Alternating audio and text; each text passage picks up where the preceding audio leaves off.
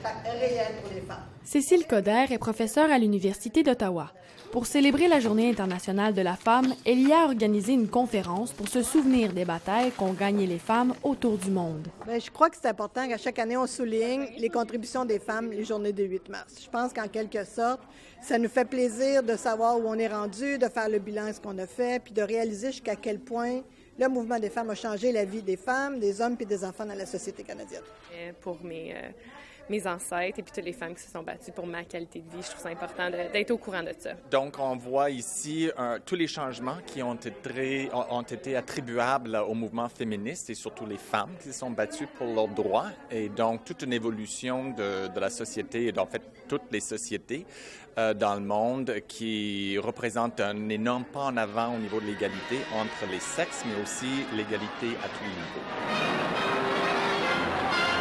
Dans la première vague du féminisme, c'est-à-dire la première moitié du 20e siècle, le mouvement a permis aux femmes canadiennes d'obtenir le droit de vote. Dans la deuxième vague, à partir de 1950 jusqu'aux années 2000, les femmes ont revendiqué plusieurs choses. Le droit à l'avortement, l'ouverture de garderies publiques et en milieu de travail, le droit à des congés de maternité rémunérés, l'équité salariale et la création de services sociaux pour les femmes, voilà quelques exemples de ce que les féministes demandaient.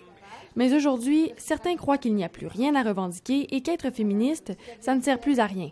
Cécile Coder croit le contraire. Je crois que dans la société canadienne, on associe tellement des images négatives aux féministes, moins au féminisme qu'aux féministes, que quelquefois, il y a des personnes qui trouvent malheureux d'être associées à cette étiquette-là. Il y a encore du travail à faire.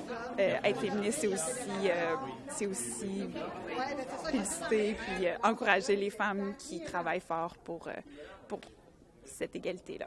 C'est un moment pour me rassembler avec d'autres femmes, avec d'autres personnes pour célébrer les réussites puis se donner la solidarité pour continuer. Même si les féministes ont emporté un nombre impressionnant de batailles, il y en a d'autres qui sont encore d'actualité. À Ottawa, des femmes ont été récompensées pour leur engagement dans cette course à l'égalité des sexes. 1, 2, 3, 4, 5. Roua Algied est une slameuse. Elle récite des poèmes pour exposer la réalité que vivent les femmes au quotidien. Lors de la soirée des prix Fémi à Ottawa, Roua a offert au public une performance qui rappelle que le féminisme est toujours essentiel, même en 2016. Je crois que les femmes devraient être égales aux hommes, qu'elles devraient avoir les mêmes opportunités. C'est ce que je veux pour moi-même, c'est ce que je veux pour les autres, pour les hommes aussi. Depuis 8 ans, les prix Fémi sont décernés à des femmes marginalisées qui s'impliquent dans leur communauté afin que les droits des femmes soient respectés. Pour elles, rien n'importe plus que l'égalité homme-femme. Si vous croyez que les hommes et les femmes devraient être égaux, vous êtes féministe.